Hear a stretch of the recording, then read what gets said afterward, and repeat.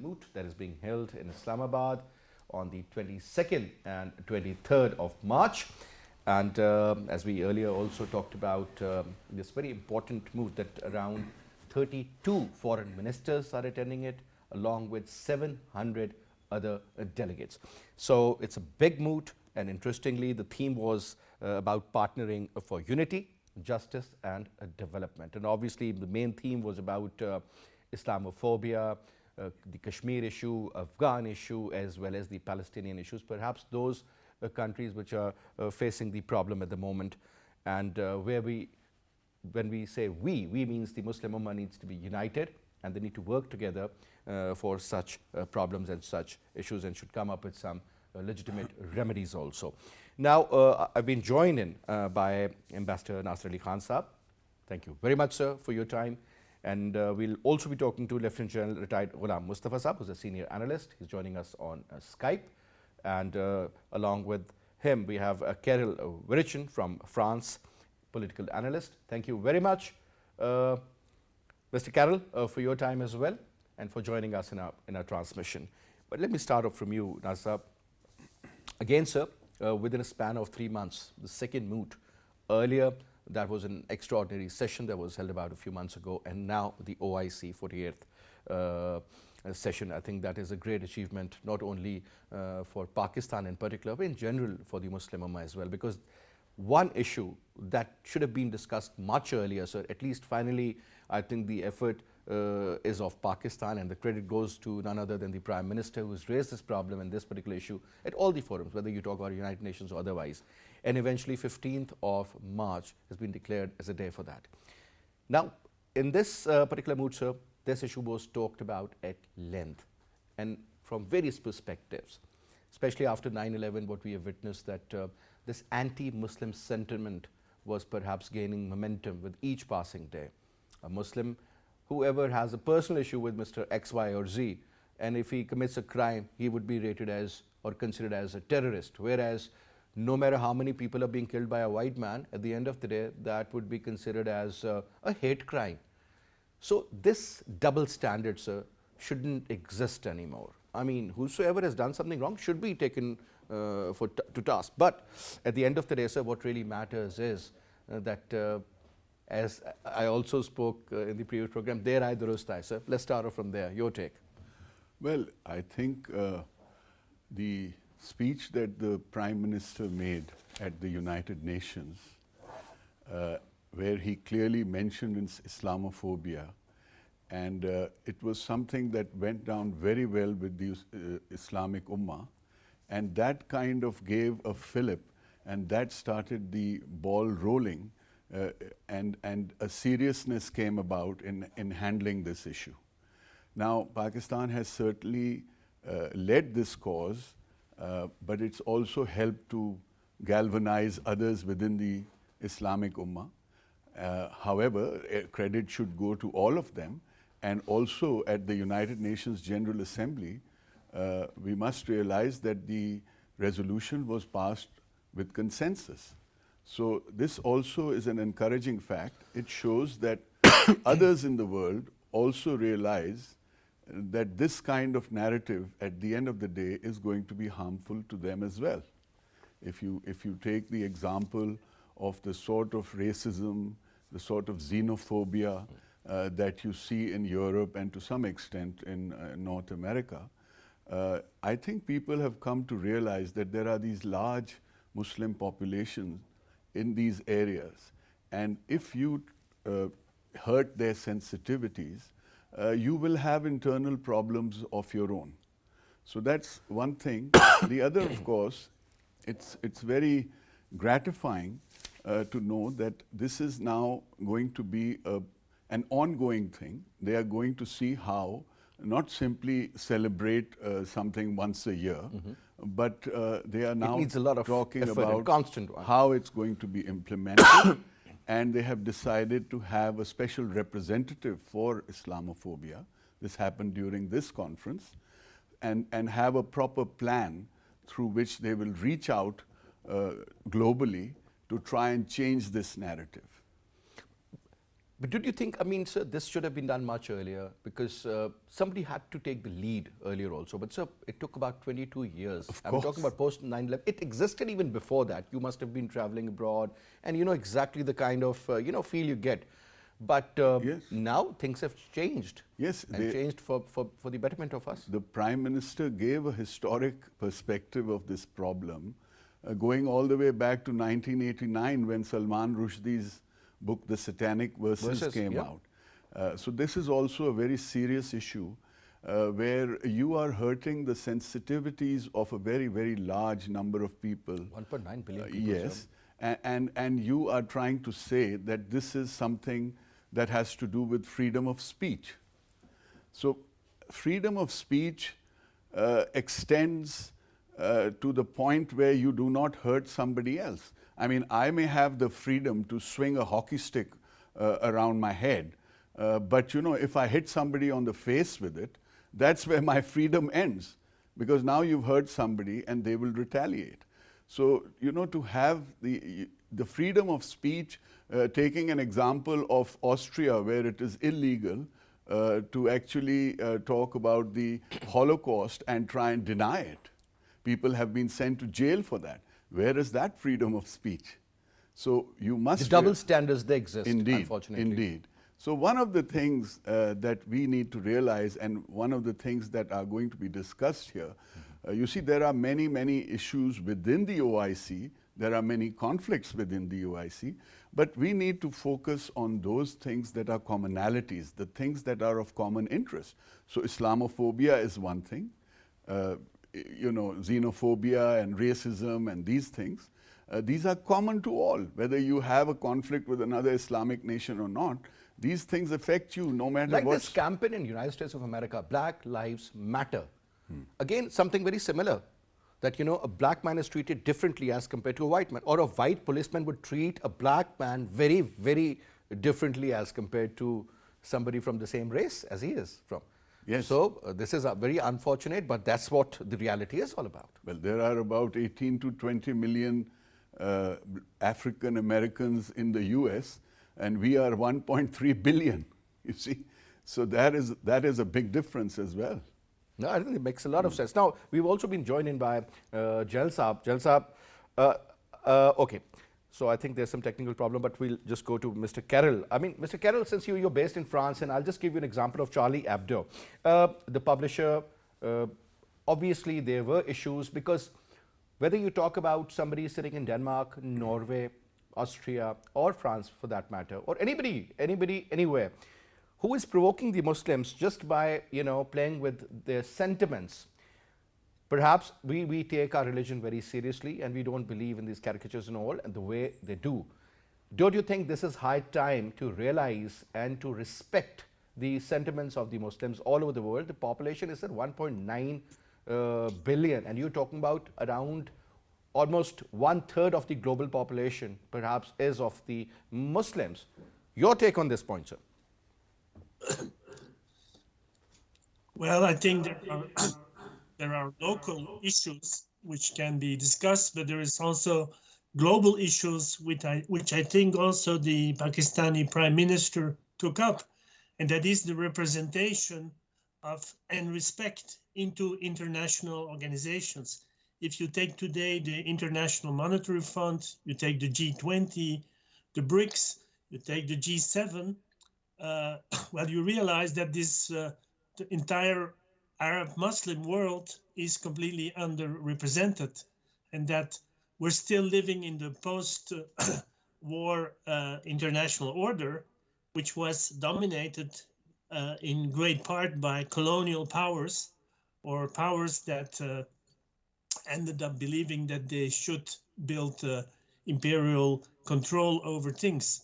So I think the urgency today of the coming world is indeed to give to have international institutions which are really representative not only of the past but of today's multilateral world order.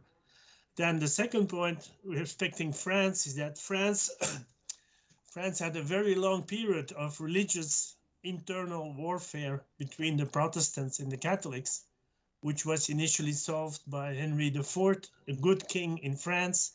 And then it became the 30 Years' Wars in Europe, which were the wars which took pretext of religion, but in fact, which were run by lobbies and financial interests.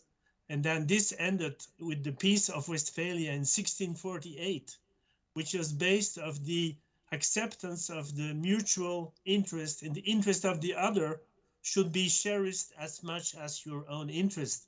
And that is the only basis, I think, that is very inspiring for today. And the Schiller Institute, in its next conference, will bring up this idea of the Peace of Westphalia, of the interest of the other, and mutual respect and common cooperation for the future as the basis of peace. If not, if peace is just, nice words, it will fail. Now, General Ghulam Mustafa, Assalamu alaikum ji. I hope I'm audible. Please hold on. Hello.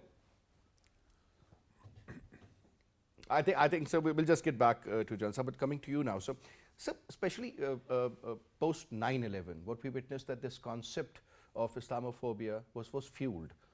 First of all, the Muslim hijackers. So a crime committed by a certain individual or a certain group of individuals, sir, eventually resulted in maligning the entire religion, number one. Was it done on purpose, sir, number one?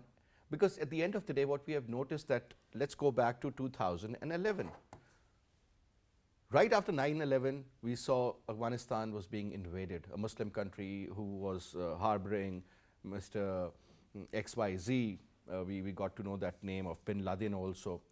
So eventually he was also eliminated in 2011, but still they stayed there for about 10 more years. And then the Arab Spring phenomena, sir, that also erupted in 2011, and starting from one corner of the northern Africa all the way into Middle East. Do you think, sir, the narrative of the West was in fact created for a certain objective, for a certain purpose, sir, to obtain these objectives, to change the governments, to get rid of Mr. Gaddafi or Saddam Hussein, or even Mohammed Morsi, who was in fact running a legitimate government, and then General Sisi was planted there? I'm just giving an example that we all witnessed this. But whenever, since they were very close to the Saudis, so when the problem erupted in Bahrain, everything was taken care of. So by design, for a long-term objective, sir, is it true? There are two aspects to this. Some go as far as saying that 9/11 was something that was planned by the US to have an excuse to go and fight wars where they thought necessary. I don't entirely believe that narrative. But whatever happened, people took advantage of it and created another bogey, an enemy as such. Because you see, the wars that you see around the world, most of them are being started by a country which has a very powerful military-industrial complex. And it is in their interest to actually have a situation where they can sell more arms. Now, this is one of the reasons that the United States, for instance, has been constantly in war. Even the conflict in the Ukraine has a great deal to do with that. Absolutely. Because if you look at the situation, I think as far as the Russians were concerned, they had made it very clear that this, having Ukraine as a member of NATO and having lethal weapons right on their border, and doing away with the so-called buffer that they have actually felt that Ukraine and Belarus have been for so many years, this is going to be a bright red line for us. We are not going to tolerate that. So I personally think that negotiations should have been given more of a time, and the information that's given out should have been the truthful information, and things should not have come to this point. The global economies are suffering because of COVID, and before they are out of it, now there's going to be a very large economic problem. The price of oil going up, the price of gas Food going security, up. sir. Yes. So you see, this is something which, one aspect, that America needs to have an enemy. So they will create Islam or radical Islam as another enemy, which can give them an excuse to go in and fight wars wherever they consider it convenient or necessary, or there may be something else behind it. Like, for example, if Iraq is considered a threat to Israel, you can have this whole narrative build up to go and attack and destroy a country that is no longer a threat On the to basis Israel. of possessing the weapons of mass destruction, Indeed. which never existed. Yes, but all this starts from 9/11.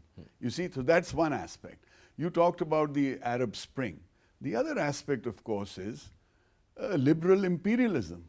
The Western powers believe that the more and more we export democracy and liberal values, the more the world will be at peace or in a situation which is closer to our values. Now, this is something which is being done all over the world, and in a lot of cases, the established systems are very different to maybe even democratic systems, but those countries are quite successful. They're doing very well. I can give you the example of Libya. I can give you the example of Saudi Arabia.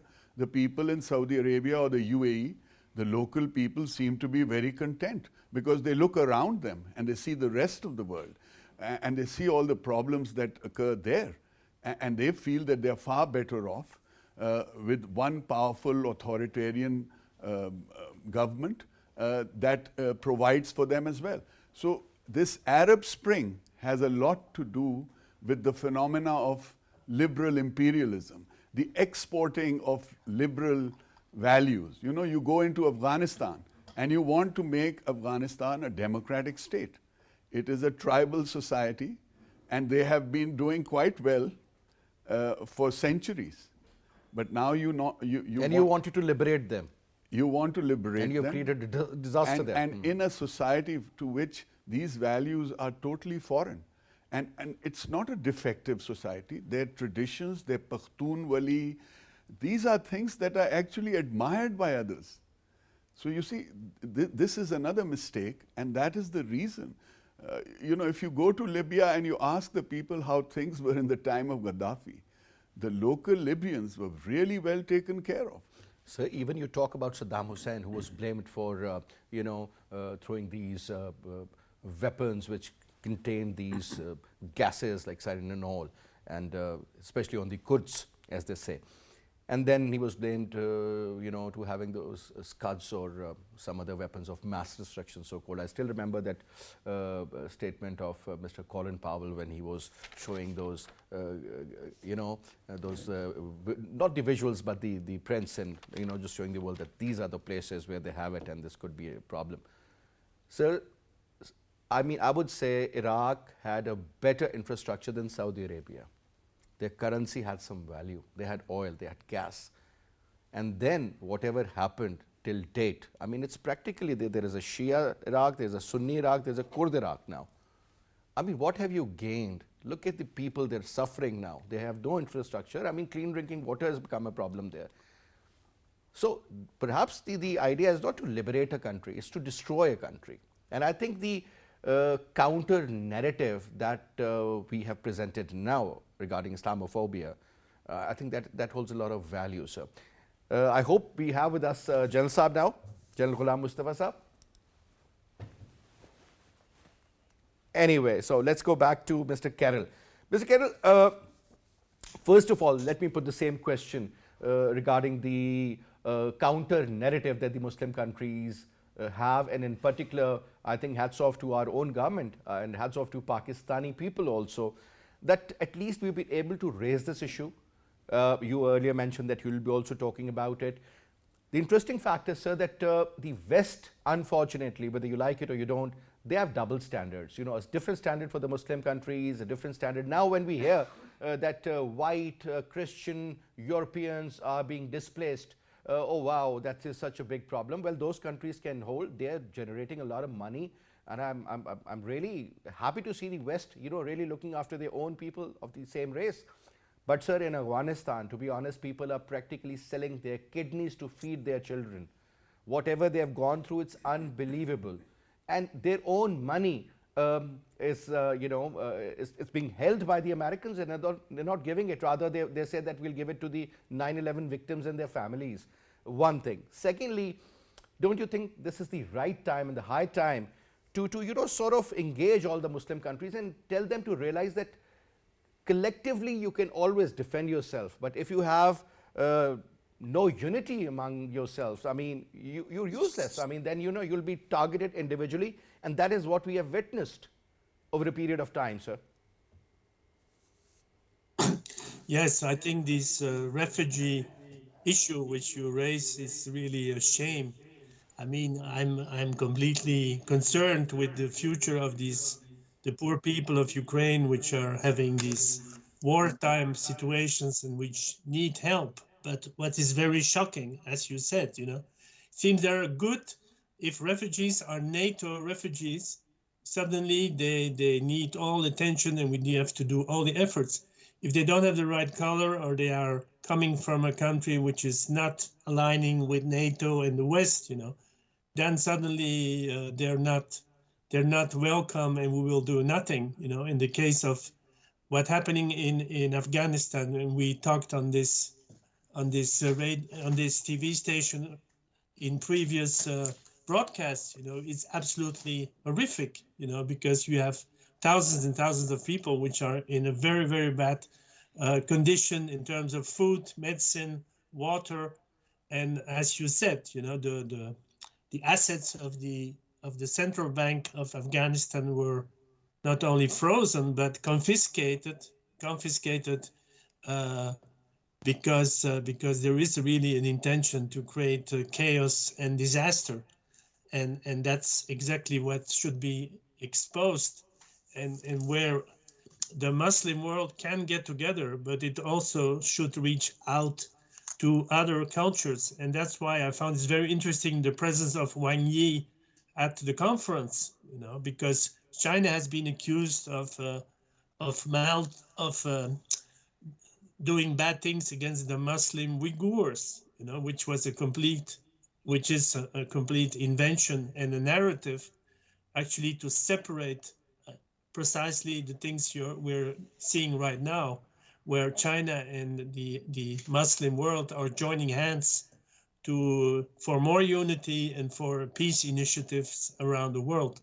And that, I think, is a major accomplishment of the conference which is taking place in your country yesterday and today, is to bring this unity among around the Ummah, but also by stretching out hands to other parts of the civilization. Nasir Sahab, another very important tool that is called media. And if you look at it from a different perspective, then look at how many major mainstream channels do we have from the Muslim countries. One is Al Jazeera, that stands at number 1. We have TRT. I don't get the Iranian in anymore. But interestingly, sir, don't you think this is high time that we should have, I mean, the way Mr. Erdogan, along with Prime Minister Imran Khan and Malaysian Prime Minister Mr. Mahathir Mohamad at that time, they all decided to come up with a combined, let's synergize your energies, and let's synergize your, technical expertise and all. That's a Muslim Ummah should have certain strong, powerful media houses. Because when we look at CNN, I mean, there is a different approach of that channel. I mean, we all know how they were against the former President Donald Trump. They were maligning him left, right, and center. Whereas Fox had a different approach, though both the channels are from America. Then you talk about BBC, for that matter, which used to be pretty neutral. It's not neutral anymore. Deutsche Welle, German, not neutral anymore, especially when you're talking about the Ukraine crisis. RT is presenting something else. I mean, it's a confusion that what to believe, what not to believe. But I always give this example of the movie Wag the Dog, Dustin Hoffman and Robert De Niro. I mean, this is what it is all about, sir, yes. At the end of the day, whether we like it or we don't. Sir, the urgency to have something of a similar sort there, projection should be there. Look at the Chinese, the way they have, developed the CGTN and so many other channels. I mean, that is such an outward approach now. They're not looking inward anymore. Well, there are lessons to be learned. from this conflict in the Ukraine, because RT has been blocked by several Western countries. Most.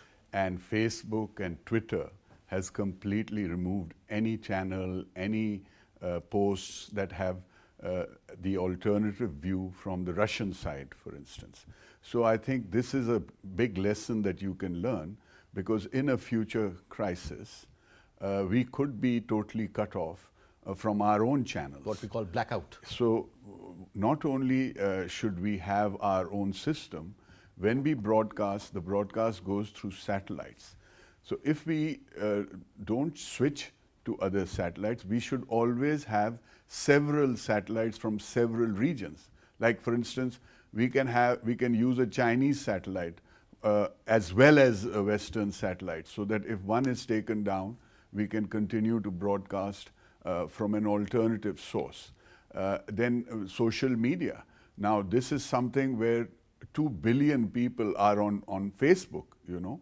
It's a very, very powerful tool, and they have shown that they are certainly not fair or impartial. So you post any program related to Kashmir from Pakistan, they will not upload it. Yes. And even if it is uploaded with a different name, eventually after 2, 3, 4 days, it's removed. Yes. So we need to develop alternative types of social media. China has a very, their own very Facebook, large, their own everything. They have their own Facebook, they have their own communications like WhatsApp and things like that. Mm-hmm. Of course, there are certain issues there also in terms of freedom, but they do have the system in place. And there are hundreds of millions of people who can communicate on that. Similarly, we have to look for alternative platforms, and we have to look for alternative channels. Alternative views to ways in which we can continue to broadcast in the case of a crisis like this. So there is a lesson to be learned from this. Now, interesting, some Muslim countries and their individuals, they have bought football leagues. And at the same time, I mean, you know, you talk about Formula 1 or you talk about the future World Cup that is being held in Qatar. I think that also gives a lot of positive image that represents the true picture of that country.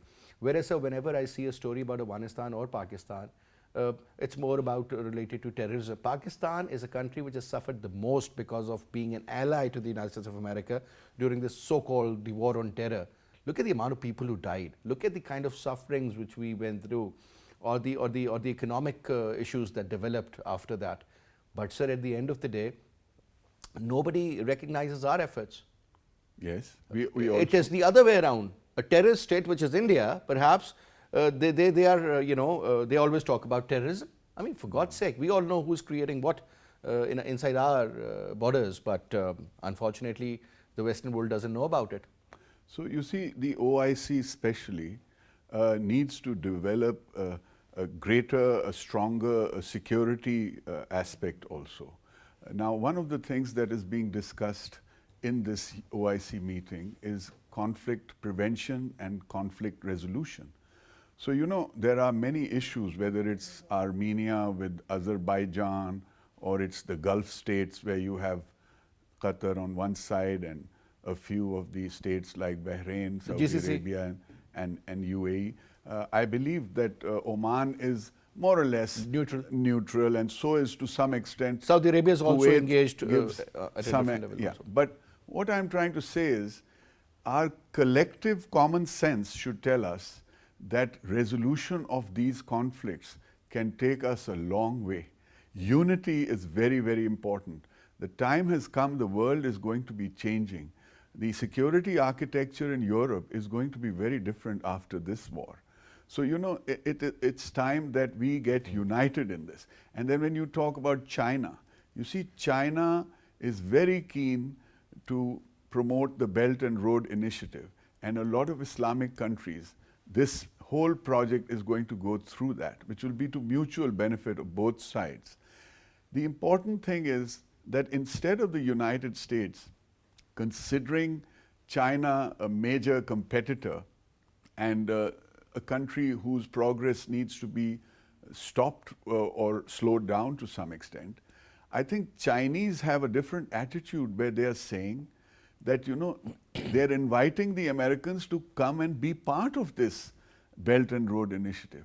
So in that sense, I feel they have a slightly moral higher ground. They are looking for peace and cooperation. And prosperity. And both the United States and China are highly dependent on one another. The US is by far their largest market. They hold trillions of dollars of securities and bonds of the United States. And a lot of American companies, in order to stay globally competitive, have invested in China so that they can produce goods which are of better value and more competitive. Yeah, more competitive, and as far as the price is concerned, obviously competition definitely brings the price down as well. I mean, that is also a very important factor. Now, since we were just talking about the media aspect, but sir, there is a lot more than that.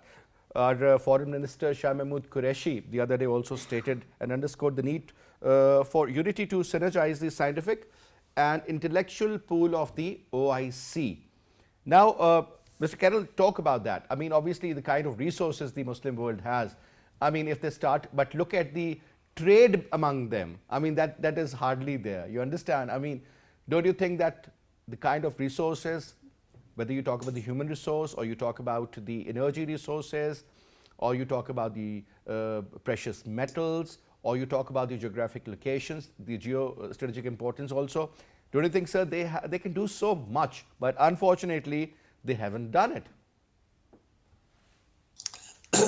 Yes, I think I fully agree what the previous speaker said about like if you would like to have a media channel for the Arab world, you know, that you also, if you want this soft power, you also need to have some hard power. And the hard power of media is what was said. You need the satellites. So it would be very interesting to bring together the key Arab countries and Muslim countries to develop a space program. And then you can have the satellites and you will have a lot of spin-offs of, I mean, what's driving an economy is that you have high technology projects in the domains of energy, communication, and space exploration. This is not throwing money out of the window. This is investing into the top level of human creativity, and it will have a lot of spin-offs in the civilian economy, including for agriculture, for media, and so on and so on. So that is definitely a way to go. And from the negative side, we see it now in Europe because Mr. Biden put in sanctions on cooperation with Russia in the domain of space exploration on Roscosmos. And it's not only shooting a bullet in your feet, but one in your head, because we're using Soyuz rockets to go to the International Space Station. How can you manage the International Space Station without Russian contributions? The European Space Agency now has cancelled the ExoMars mission, which had to be launched in September from Kazakhstan with the Russian Proton missile. But, you know, the cooperation between Roscosmos, the European Space Agency, and NASA is so big, you know, that if we stop working with Russia, we're cutting off a leg and we cannot go forward. All these missions. I mean, France wanted to have another, in Europe for the Galileo program, we wanted 2 more satellites to be independent of GPS, the global positioning system, which is run by the US Army. It should be recalled, you know. So to have this independence, even Europe now has problems because we don't have the launchers to launch our own satellites.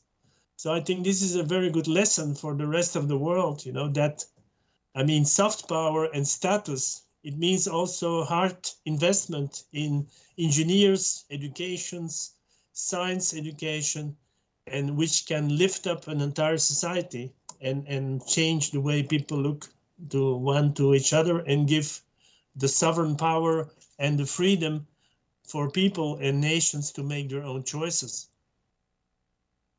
Also, tell us about the kind of influence. I mean, obviously, we do understand that the Americans straight away believe that they have two adversaries. One is China, one is Russia. Whatever is happening in Europe at the moment, I mean, let's not blame Vladimir Putin for it. We all know what was going on over a period of time and eventually resulted in this. Obviously, the moment you cross the red line, he retaliated. Same the case is going to happen with the Chinese, perhaps at a different level altogether. You are trying to squeeze China, and once they'll retaliate, the world will know what do they mean, especially in the South China Sea and regarding Taiwan for that matter. But my point is now, sir, here that how important these 57 Muslim countries are for the Chinese, because in this particular mood, the chief guest was the foreign minister of China, Mr. Wang Yi. Sir, if you allow me, we have been joined in by the Foreign Office spokesperson, Mr. Asim Iftikhar. Assalamu alaikum ji. Yes, assalamu alaikum. Thank you very much, sir. We have been looking for you since yesterday, but thank you very much for taking out your time. I know you've been very busy. Asim Saab, tell us about this very important mood. Everybody is hailing and appreciating the efforts of the Foreign Office, the logistics and everything you've been doing. And I think this 48th session perhaps could be rated as one of the best. Let's talk about it.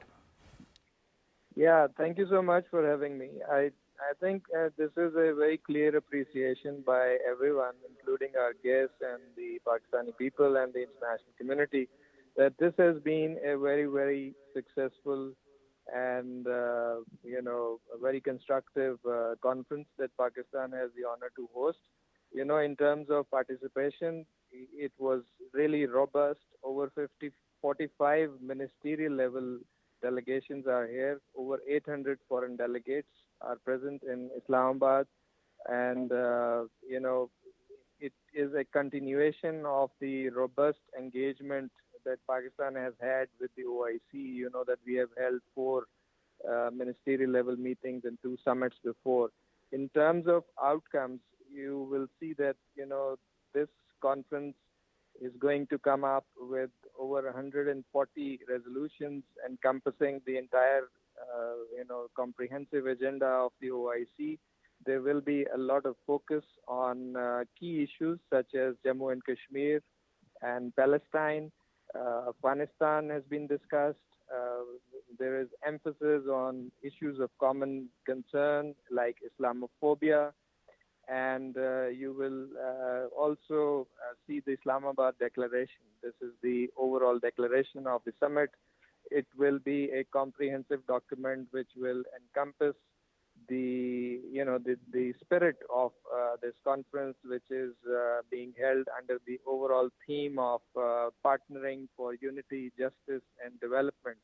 So you know that in terms of outcomes, this conference is going to reiterate and reaffirm, the firm resolve of the OIC members to promote and protect the common interests of the Islamic countries, to support the just struggles of Palestinian and Kashmiri brothers and sisters, and to unify our efforts to address common challenges confronting the Islamic Ummah, and to uphold and promote, in fact, the rights and interests of Muslim minorities in non-OIC countries.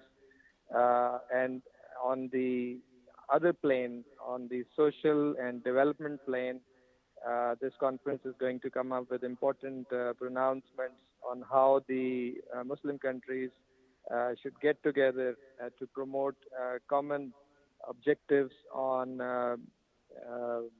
trade and commerce and investment and promoting connectivity among the Islamic world. So it's going to be a very, very substantive conference in terms of its outcomes as well. Let's talk about the statement that was being issued by the Secretary General of OIC regarding Kashmir, sir. How important is that? Yes, as I said, Kashmir is one of the major focus of this conference. You would have listened to the statements in the plenary yesterday morning. apart from our Foreign Minister and the Prime Minister, the OIC Secretary General, the outgoing chair, which is the Foreign Minister of Niger, and then other dignitaries, including the Saudi Foreign Minister and the ministers of Tunisia, Nigeria, and Kazakhstan. Everyone mentioned Kashmir. The Chinese Foreign Minister mentioned Kashmir. So, it was very much in the spotlight. Similarly, yesterday afternoon, we organized the ministerial level OIC contact group on Jammu and Kashmir, in which the foreign ministers, apart from our foreign minister, the Azerbaijan, Turkey, Saudi Arabia, and Nigerian ministers participated. And again, this contact group meeting came out with overwhelming and strong support for the Kashmiri right to self-determination. A joint communique has been approved by the contact group. It also includes a concrete set of actions that the contact group is recommending to the wider OIC membership. And as soon as this is adopted by the plenary, this will be made available to the public and the media as well this evening when the session concludes. So in terms of reiterating support for the Kashmir cause, this conference is very substantive in terms of its outcomes. You will see that the Islamabad Declaration will also include strong references to Jammu and Kashmir, and there is also a separate ministerial resolution on Jammu and Kashmir as well. All right. Thank you very much, Asim Iftikhar Saab, and best of luck, sir. Now, last quick comment, since I was asking you this question about the Muslim countries to synergize their efforts, their human resource and other resources, perhaps to make sure that development takes place. And then on top, we also need to understand that, with the growing oil prices, I mean, a lot of countries are being held. I think, sir, the gentleman has just left, but let me put this question to you, last concluding comment, Nasir Saab, that we all need to be on the same page, that is for sure, sir. But, sir, when we talk about these resources, for example, the oil prices that are hovering well over 120 at the moment, around 115 or so. So a country like Pakistan is going to suffer a lot, but a country like, for that matter, Saudi Arabia or any oil-producing country will gain a lot. I mean, the Aramco the other day posted $115 billion worth of profit in 1 year, whereas we all know where we stand at the moment, sir. Don't you think this sort of a support from various countries to each other, sir, to uplift their living standards also and to look after their economic affairs, don't you think, sir, that is also very important? It is, but you see, the OIC has a certain problem in terms of, a structural problem in the fact that it is spread over 3 continents. So we have to be realistic in that sense. Now, you must realize that we have to look for common interests. If Saudi Arabia is going to sell Islamic countries cheaper oil, for example, what is it going to get? I'm not saying cheaper. No. I mean deferred payments or something also. Sure. But what does it get in exchange for it? That's the reality. So, and of course, it's also got to do with the capacity. To what extent can they go with, in helping 57 nations? But you see, you have to realize, I have to repeat, the collective common sense should tell the participants of this moot that unity is so important, because the problems that we are going to face in the near future are very difficult to handle. And if we are united in this stance, we can share resources. The gentleman was talking about science and technology. I think that's extremely important. We as a bloc are spending so much money on the import of arms, for example. Pakistan has a tremendous arms industry now. Turkey? Yes, and Turkey. So why is it that Islamic countries cannot get together to support and enhance this capacity. Because sir, the then you moment we become- ask for a certain helicopter, because the engines are made in USA, Yes. and then the Turkish were told not to sell them to us. Yes. So when will we get out of that kind of pressure? This is the all Western American pressure. This is all a matter of interests and priorities. To give you an example, the S-400 missile defense system, which is one of the most powerful. Now they have the S-500. 500 also, yeah. But Russia sells this to Turkey, and Turkey has sanctions put upon it. No more F-35s Russia sells now. it to India. But nothing happens. No sanctions, right? So as I said, it's a question of priorities. It's a question of which alliances are being put together. So in that respect, when I say if there is unity and there is a common threat, we need to be stronger and stronger to be able to, to be able to confront that or deal with that threat.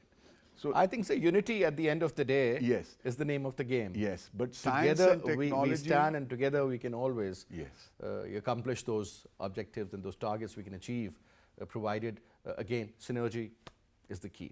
Anyway, Najm, since I'm totally running out of time, but I would like to say thank you very much for your presence, sir, and happy Independence Day to all the nation. 23rd of March, it is second year of the declaration. But interestingly, when we talk about the Diamond Jubilee of Pakistan, inshallah, we will celebrate our 14th of August in the coming months with great zeal and enthusiasm, inshallah. Anyway, that's all we have for this up. I'll see you again, inshallah, on Thursday at 8 p.m. Till then, you take good care of yourself. Our transmission is going to continue for the day. Khuda Hafiz.